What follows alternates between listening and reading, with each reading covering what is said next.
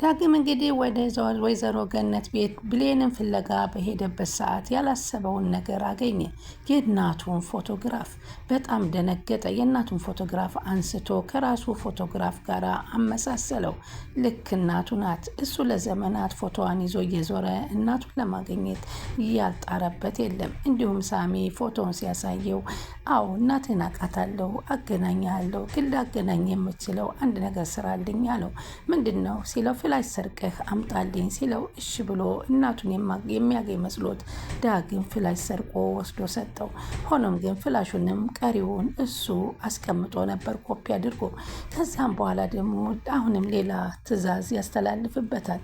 ምንድን ነው ሲለው ይህንን በኃይሉን አስወግድልኝ፣ በኃይሉን ካስወገድክልኝ ነው ሲለው ደግሞ በፍጹም የሰው ነፍስ አላጠፋም፣ ይህንን የማደርገው የኔን እናት ለማግኘት ብዬ ወንጀል አልደርስ አልገባም በማለት በዚህ ተፋርሰው ለወይዘሮ ገነት ደውሎ ሳሚ ልጅሽን ላገናኝሽ ነበረ። አዎ አገናኝሻለሁ እያልከኝ እኮ ለዘመናት ቆየ ስትለው ልጅሽ አንቺን አይፈልግሽም፣ ምክንያቱም አንድ ትዕዛዝ ሰጥቼው ነበር፣ ቢፈልግሽ ኖሮ ያን ትዕዛዝ ፈጽሞ እናቱን ያገኝ ነበር ሲላት ምንድነው ትዕዛዙ የነገርከውና ከኔ አብልጦ አልፈጽምም ያለው ስትለው ያን ወደፊት እነግርሻለሁ በማለት ነበረ ያስጠነቀቃት።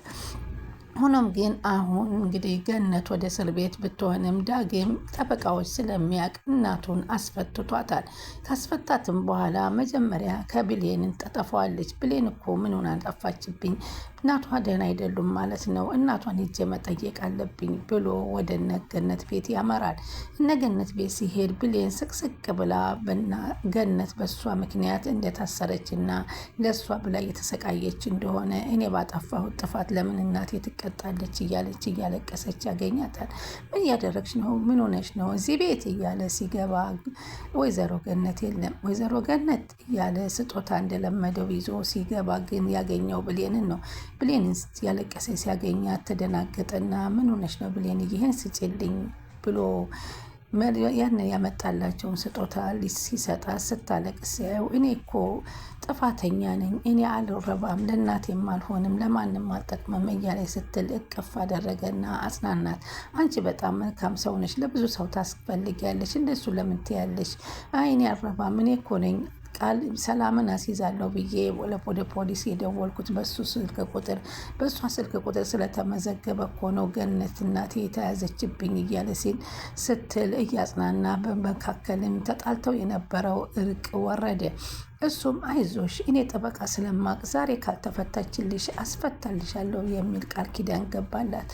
እሱም እንግዲህ አይዞሽ እያለ እሷም እያለቀሰች በጣም የተጽናኑ ቁጭ ባሉበት ሰዓት ነበረ የእናቱን ፎቶግራፍ እንግዲህ ሳያስበው በአይኑ ተወርሮ ያየው። ሰላም ወደ ቻናሌ ተከታታዮች ሰላማችሁ ያላችሁበት ይብዛልኝ። ለቻናሌ አዲስ የሆናችሁ ሰብስክራይብ ላይ ሼር እያደረጋችሁ አበረታቱ አደራ። ቀጣይ ፓርት ይዘንላችሁ መተናል። በዚህ ፓርት ወይዘሮ ገነት ትፈታለች። እንዲሁም ደግሞ ዳግም ደግሞ እናቱ ወይዘሮ ገነት እንደሆነች ቢያረጋገጠበት ሰዓት ነው ማመን እስከሚያቅተው። ከዚህም በፊት ወይዘሮ ገነትና ዳግም ሲገናኙ ልክ የነፍሰ ስጋቸው አንድ እንደሆነ የሚለያቸው የሚያስመለክታቸው ምልክት ነበር። እሱም እሳቸውን ሲያይ ይደነግጥ ነበር። ገነትም ዳግምን ስታይ ሆዷ ይረበሽ ነበር። ምንድነው ይሄ ነገር እያለች ሁልጊዜ የኔ ልጅ እያለች ነበር ከነ ስሙ የምትጠራ። አሁን ግን በጣም አንድ የጸጸተው ነገር አለ። ምክንያቱም የገዛ እናቱን አግቶ እንዲያስቀምጣት ያደረገው ሳሚ ሆን ብሎ እንደሆነ ሳሚን ተረዳና ሳሚን መበቀል አለብኝ፣ እንዴት የገዛነቴን ነው እንዴ የዛኔ ሂደህ አፍነህ አግታት ለአንድ ሳምንት ብሎ እንደዛ አፍኜ እናቴን በባዶ ያለ ውሃ ያለ ምግብ እንዲያሰቃዩት ያደረግኩትን ነገር ብሎ በጣም ጸጸተው። ሆኖም ግን ይህን እኮ ሳታውቂ ያደረግከው ነገር ነው በማለት ብሌን ታጽናናዋለች። ብሌን በጣም ተደሰተች። ምክንያቱም ዳግም የወይዘሮ ገነት ላይ መሆኑ ከልብ ነበረ። በጣም ከፍቅራቸው የበለጠ ሌላ ፍቅር ጨመሩ። ወይዘሮ ገነት ተደሰቱ። ምክንያቱም አሁን የጠፋ የ18 ዓመት ልጃቸውን ዳግምንና እንዲሁም ብሌንን በአንድ ላይ አገኙና በጣም ተደሰቱ። ከሁለታቸውን ፍቅር ሲመለከቱ በአይናቸው ወርወር እያደረጉ ሁለቱም መመልከት ጀመሩ። ወይዘሮ ገነት በጣም ተደሰቱ። እና ለዘመናት ስጠብቅህና ስፈልግህ የነበረው እዚህ አይኔ ስር ተቀምጠህ ነው እንዴ? በማለት ወይዘሮ ገነት እንግዲህ በጣም አለቀሱ። እሱም ወደ አሁኑ ያን ፎቶግራፍ ይዞ ወደ እስር ቤት ነበር ያመራው። እስር ቤት ሄዶ ይህን ፎቶግራፍ የማን ነው?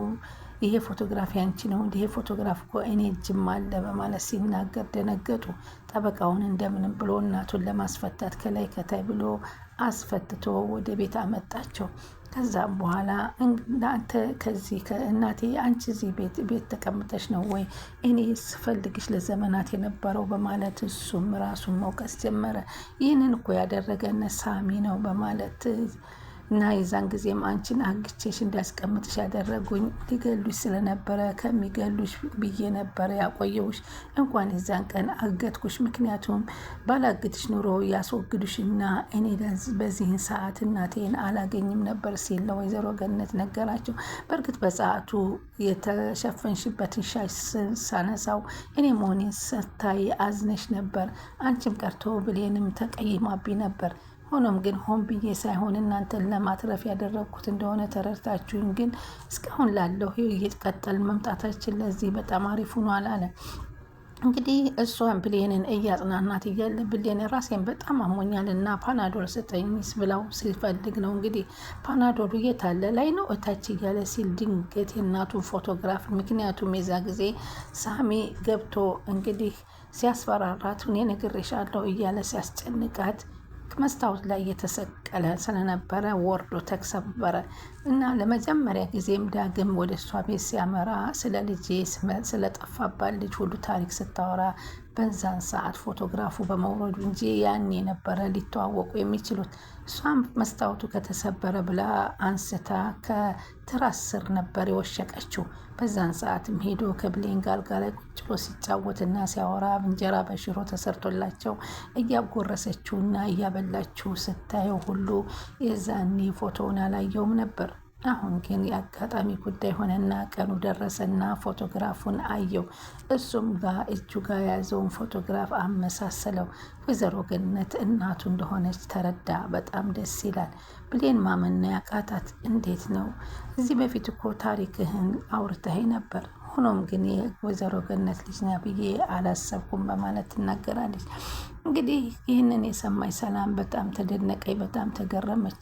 እንዴት ነው በዚህ ልክ እናትና ልጅ ተራርቆ ሳይተዋወቁ የቆዩት በማለት በጣም ተደሰተች። ግን ሆኖም ግን አሁን ወደ ቤቷ የመጣው ደግሞ የቃል ጉዳይ እያሳሰባት ትገኛለች።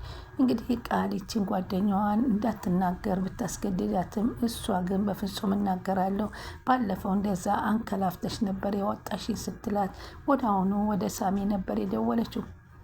ሳሚን ደውላ ሳሚ የሆነች የጎዳና ጓደኛ የመታለች እናቴ እንዳልሆነች ልትናገር ነው፣ አንድ ነገር አድርግና ይህን ነገር ድረስልኝ በማለት ወደ ሳሚ ትደውላለች። ስልኳን ይላታል። አዎ ስልኳ ላኪልኝ በማለት ስልኳን ይልክላታል።